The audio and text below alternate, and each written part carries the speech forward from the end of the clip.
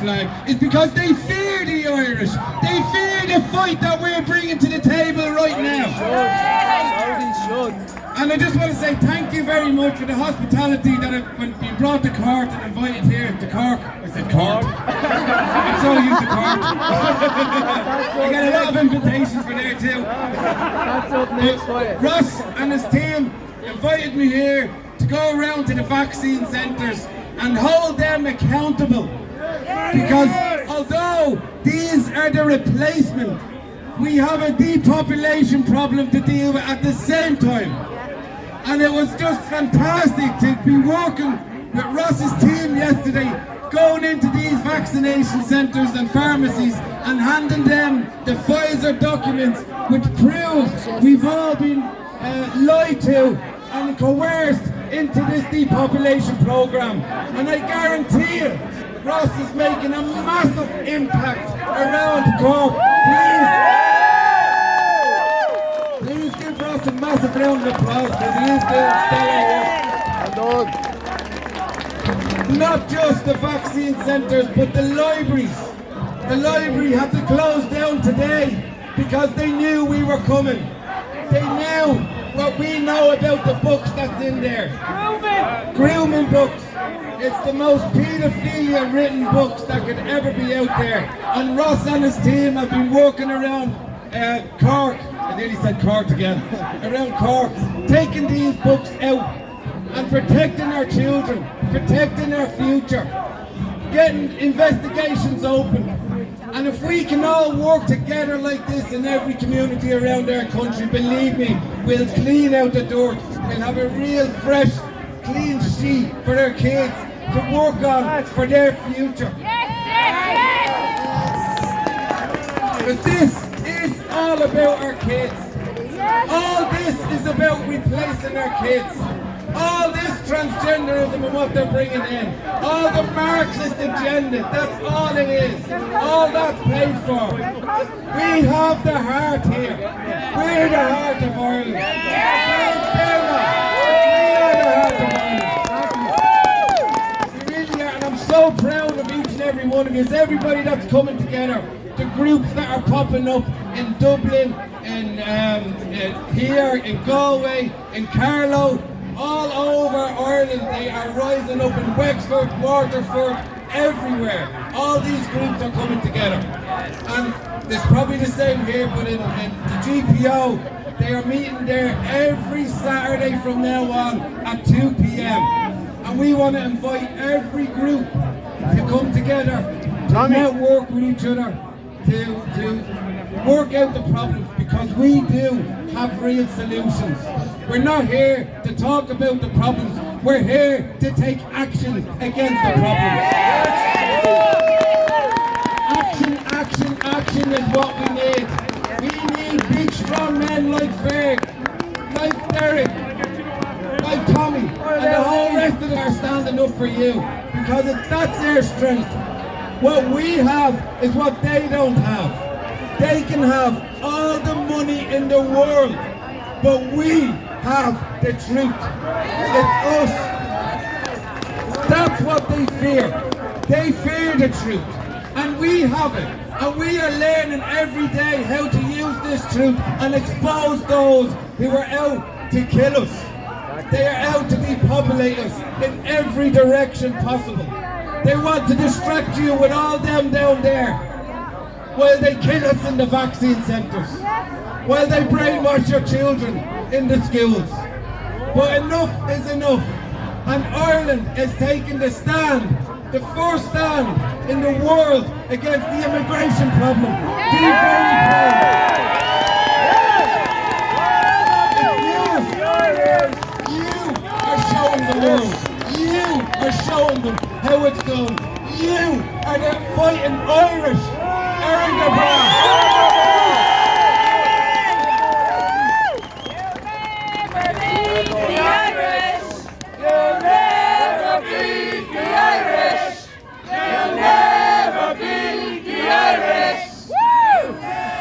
Hi, my name is Noah. Some of you know me.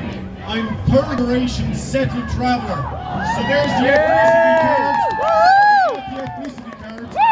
I'm a survivor of mother and baby homes. There's the victim card. I'm a survivor of industrial school. There's the victim card again. I'm the son of an alcoholic, schizophrenic, violent father. So there's the victim card again. I married a Cork woman. Had a great marriage. Another victim card. There's the victim card again, I think. I'm married to a brown man from Bolivia. Oh my God, I'm such a homophobe. One of my good friends is a neighbour who identifies as she, her on Facebook. But we talk as man to man. On the street, there's the transphobe card for you. I'm a computer scientist and a sociologist, and I'm not afraid to say it, I'm a scientist twice over, and science went out the window the last 3 years. Absolutely out the window. Everything we knew about virology, immunology, and epidemiology went out the window the last 3 years. The Cochrane report has definitively shown that face masks don't work. Yeah. I'm a sociologist, so I know that social distancing is bad for your mental health. We needed to go outdoors and get the sunlight for vitamin D, which protects us from viruses. That's scientifically proven. They denied us our sunshine. We need sunshine to make vitamin C bioavailable. They denied us our sunshine. They denied us our socializing. They denied us everything. They turned medicine and science upside down and inside out the last 3 years. I spent 2021 in a fog of dismay, wondering what the hell was going on, until I realized that they had turned science on its head anyway before all this so-called pandemic by the trans agenda. Because they told us that men could have babies and men could have periods, and it's not true. It's simply not true. XX chromosomes, XY chromosomes, that's biology, that's science. Let us bring back science to the discussion. That's all I want to say. Thank you very much.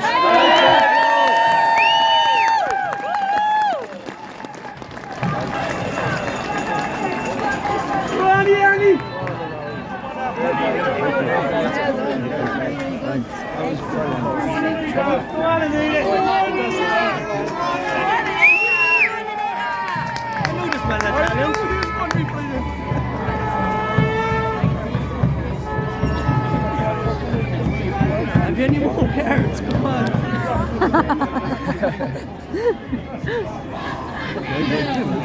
For those that don't know me, my name is Anisha Ward. Proud Ireland First member. So I just want to have a chat about this book that Andy was talking about. So it's called This Book is Gay.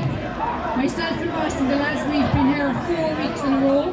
As you can see, they closed early when this part was today. I have a daughter that's going on 11 years of age, and if I read this to her, it would be its absolute fit. Right, so I'm going to read one little piece out of it there now. So it says, I've met a variety of interesting people through sex apps. They are predominantly used for sex though. They're sold to us as social networking apps, but we all know what they're really for. It's a bit like selling a dildo under the pretext that its sole use is a draft excluder. So would you really want a 12-year-old reading that? Now another thing, this book was actually widely challenged in 2014. It was removed from an Alaskan library in 2015 after parental complaints, but unfortunately librarians fought back and the book remains, but in a different section. Grinder, am I saying it right? Yeah. Right? It actually says in the book for a 12-year-old, it tells you how the sex app works. Upload a tiny pic of yourself. Sorry, my phone.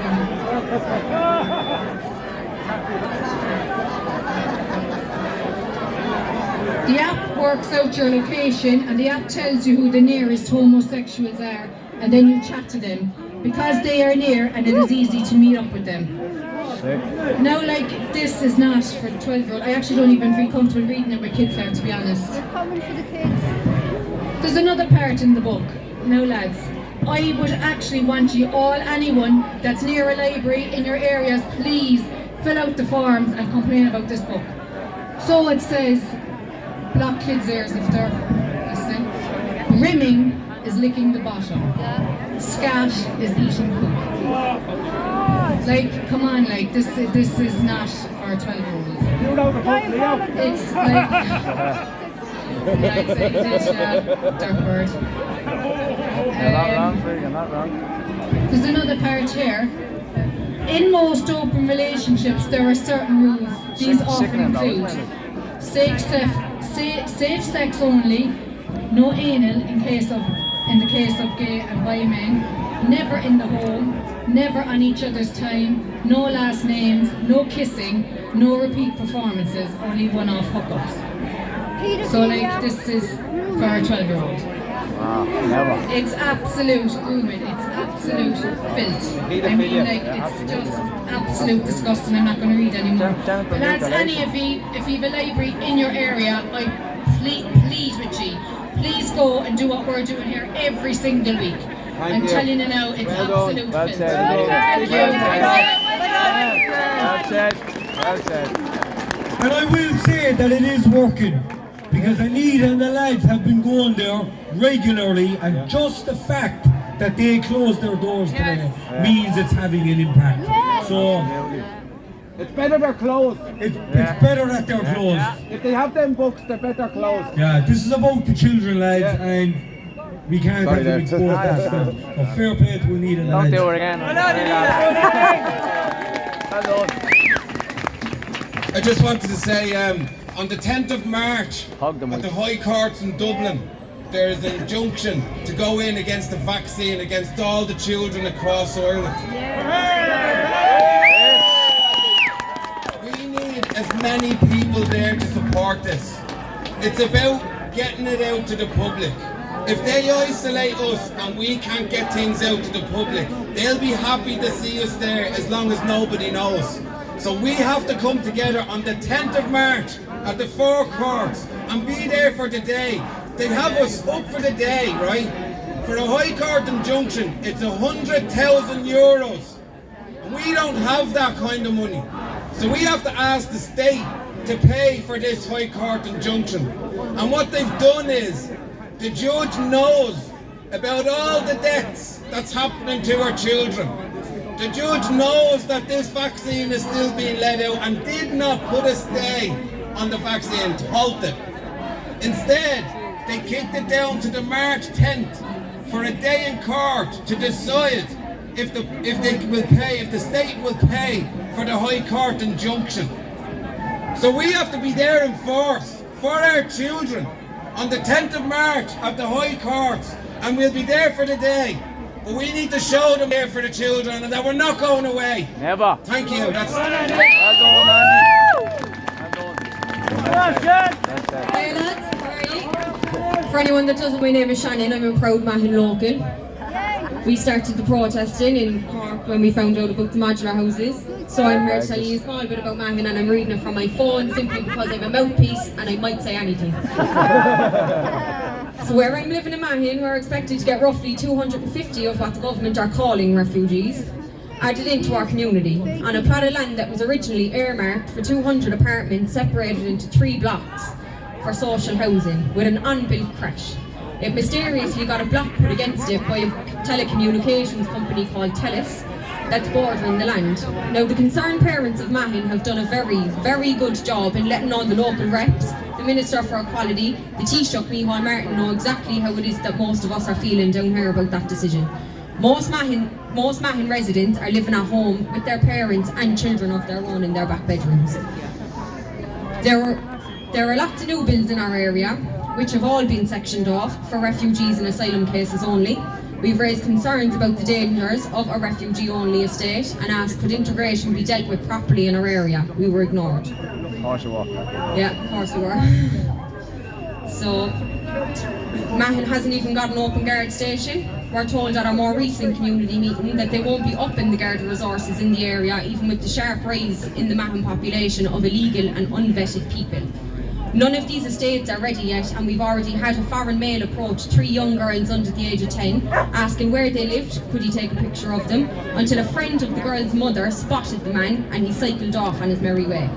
The guards were notified. They said he did nothing illegal, so there was nothing that could be done.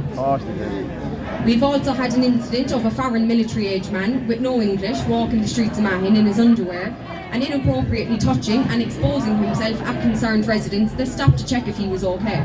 The guards were also notified. We heard no more. Our local doctor surgeries are at capacity and under serious pressure. Our main city hospital have a ridiculous amount of people left on trolleys for days on end. There's no room in any of our local creches, and we have 1 English-speaking primary school. We're told it's mostly women and children, so where are these children going to school? Because there's been a lack of these resources in our area for our own children for long enough, but they can move the heavens and the earth for other people's children. Our local official, Terry Shannon, that we've met with on the Modular Housing Information Day, told us that he was the one who personally threw Mahon's name in. He's on the payroll. He said he heard the amount of money that the EU was going to give Mahon, and he said he had to jump at the opportunity. So we're getting a modular housing estate with a 60-year lifespan with 250 foreigners. We're told that they'll be housed temporarily under an emergency EU law and that they'll be going home at the end of the war. When we know most of the people that entered Ireland in the past year have not predominantly been women and children, nor from a war-torn area. So why is it that they're being housed immediately under the guise of refugee status before our own who are suffering? The housing crisis is impossible to keep up with. The numbers entering are rising rapidly daily. The cost of living is insane, and more working families will find themselves joining the number of homeless in Ireland. 11,000 homeless in Ireland and 74,000 refugees and asylum applicants in the country. 40,000 new builds will have to be required in 2023 alone to prevent the growth of shortfall of housing supply. The Irish immigrated and built the streets we slept on. No dogs, no blacks, no Irish is being used by the left and the mainstream to manipulate people's mind into feeling some sort of guilt and to say we can't handle it anymore. The people that should feel guilty are the ones that neglected the needs of the Irish people. That's why we're standing here today. Come on, girl. Well done. Well done.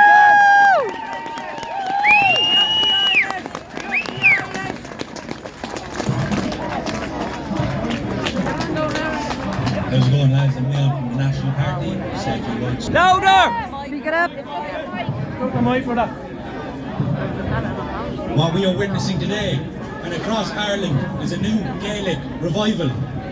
Not at all unlike what happened in Cork roughly 100 years ago. Use the mic! When men, women and children stood against a foreign enemy and won. Today, at this very moment, we see a similar struggle. All of you are here today because you see your own country being torn out from under you. You see expenses go up and up and up with no end in sight. Finding a place for your children at a doctor's, school or creche is becoming increasingly difficult.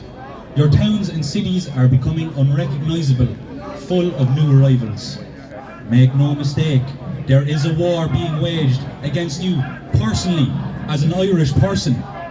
The goal of the enemy is the complete destruction of all borders, taboos and nations in the service of profit, in the service of a small international gang of robber barons.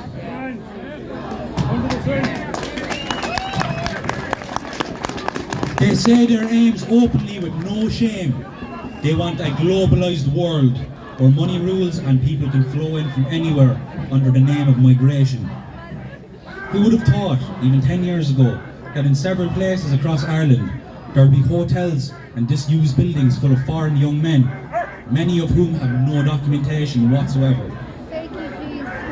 Imagine trying to explain that to the men and women of 1916 what was going on in this country in 2023. They'd be falling in their graves. They'd be appalled.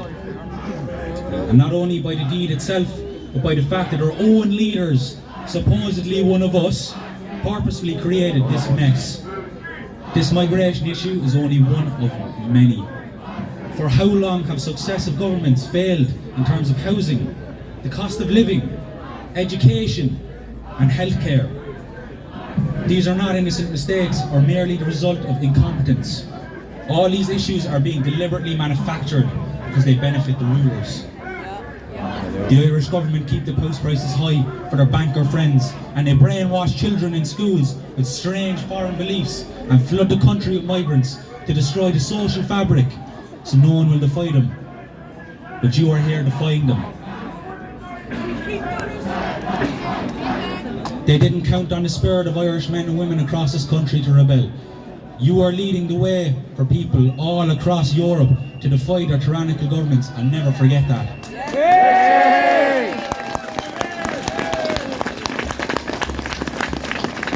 You are all here for the same reason that Tom Barry led his gallant column across West Cork to fight for the future of Irish children. And like that grey Cork man, nothing will stop you in doing what must be done and doing what is right.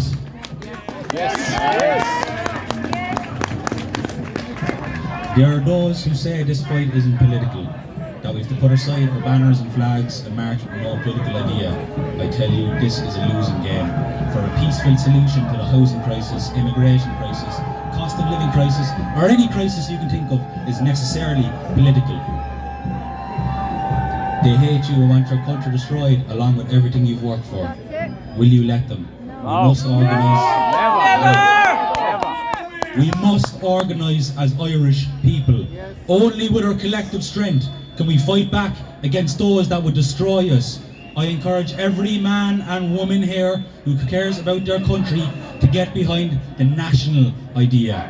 A country where the Irish people are put first, where resources are managed for your benefit, where home ownership isn't just some costly dream, and where violence and harassment isn't heard of.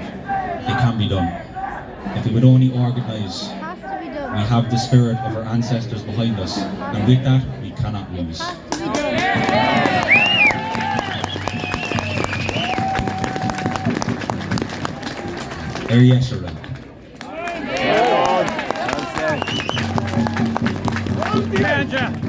Sing it loud!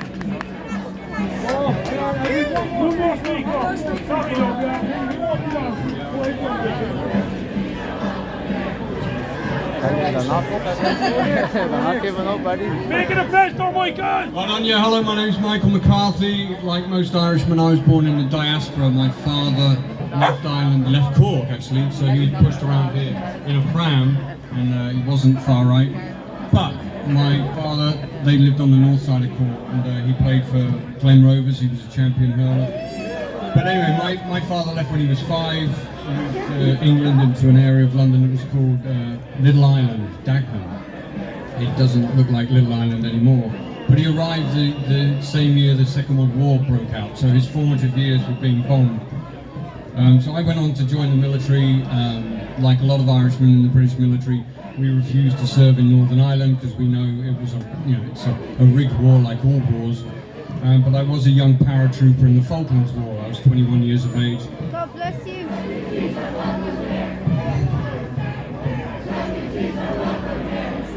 Yeah, anyway, I'm glad I survived. So.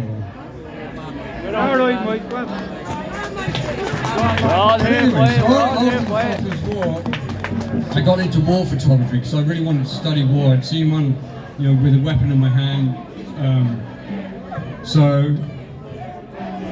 I saw a lot more wars with a camera in my hand. So for about 15 years I covered wars in Southeast Asia, Eastern Europe, and East Africa. So all wars are rigged, and if you want to make it in mainstream media, you mustn't say that. So all wars are rigged by the international banking cabal. And the international banking cabal has decided to destroy the nation state.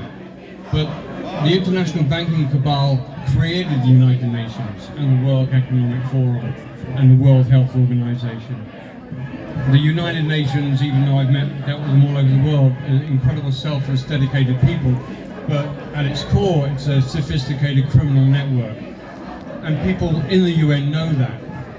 But if you want to keep your cushy job and it's really well paid and they do amazing work, but their primary purpose is to really manage the chaos that's created by the international banking cabal.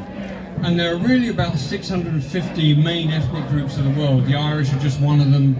the Jews are another, the Kurds are another. I mean, there are 40 million Kurds in the world, and they don't have a country. So I don't only stand with the people of Russia and the people of Ukraine.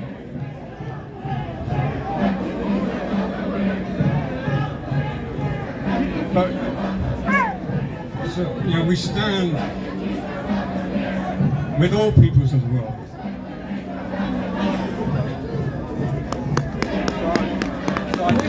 So I'm starting something called the Truly United Nations Organisation to be headquartered here in Ireland. So they have to crush the Irish nation. It's so important to understand.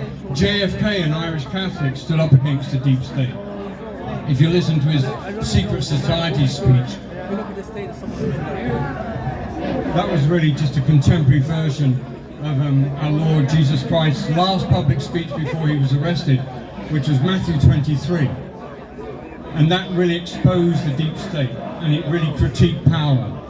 And so that's really what our Christian faith is about. It's about exposing the international banking cabal, which he did when he kicked the bankers out of the temple, and critiquing power, which he did in his last speech, Matthew 23.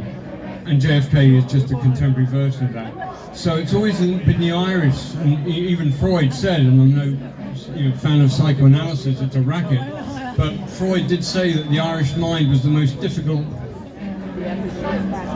to analyse. And so 95% of my work is really with our police and with our Irish Defence Force. So I just do a lot of work with them, and I give them 3 websites. As a Jewish guy in Palo Alto, where I used to live, I lived in Silicon Valley for about 7 years. I gave up war photography in 1998 after 15 years of it, and I moved to America. I became a commercial pilot. I was a commercial pilot on the day of 9/11, living in Mountain View, California. 9/11, the official story, is the greatest lie of the 21st century. And that's what led us into all these wars. And you have to understand the kind of the Trotskyist roots of the neoconservatives who control US foreign policy. They got us. They were behind 9/11. They were behind all these wars. They started all these wars up in Ukraine now. So it's, NATO is just their proxy warrior, and the Irish nation, we're supposed to be a neutral nation. And being neutral is the moral high ground. But being neutral, you also have to. We have to be able to point out who the architects of this war. Like, who are the neoconservatives? And like Trotsky said, destroy everything. And that's what they're doing. And Senator Joseph McCarthy, another Irish Catholic, imperfect, but he was so right in what he was saying way back then, in the 1960s, 1950s, I think. But it's so crucial to understand what he was saying. If you want to understand Senator Joseph McCarthy, this great Irishman, a judge at the age of 29, the book St. Joseph of Wisconsin is a very, very important book to read. The most important book, I think, is The Babylonian Woe by David Askell, and this goes back 4,000 years. And this is who our Lord spoke to 2,000 years after this book was started. He was tearing into the leadership of a people in Jerusalem that had been infected by this Babylonian woe.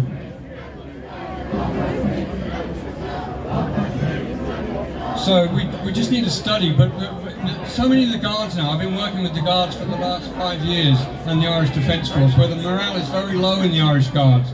They're underpaid. Irishmen are being pushed out of the Irish Guards and being replaced.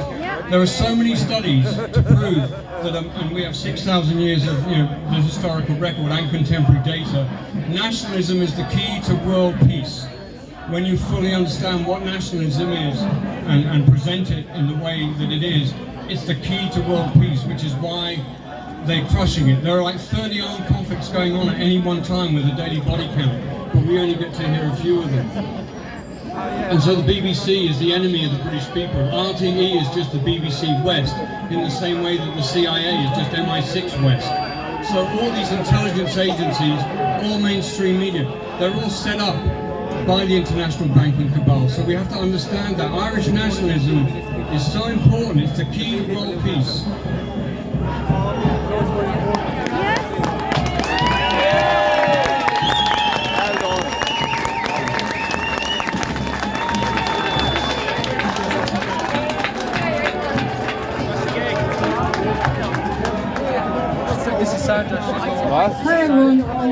much. There's only one enemy. When we fight each other, we make it stronger. The one thing that we do have in common with the left is the left hate the bankers too. You know what I mean? So, I know that a lot of them are deranged, manipulated.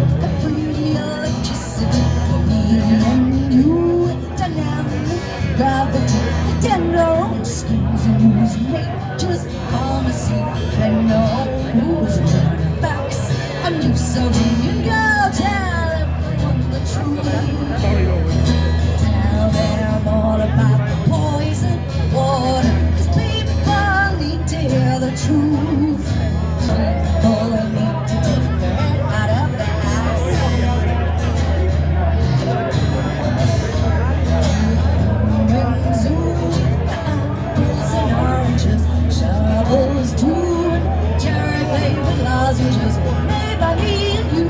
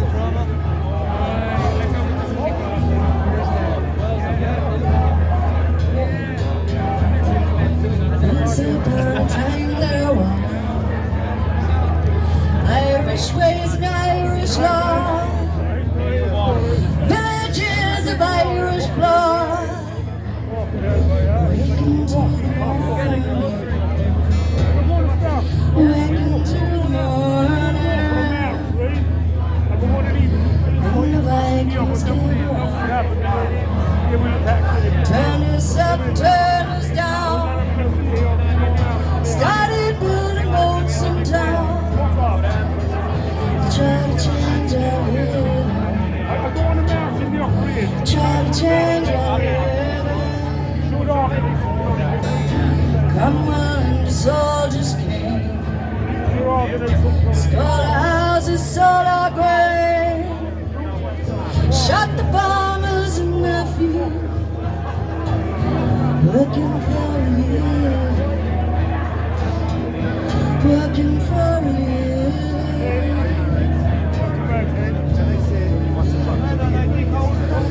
100 years we have been down. The secret of the water sound. Lift the spirit of a man.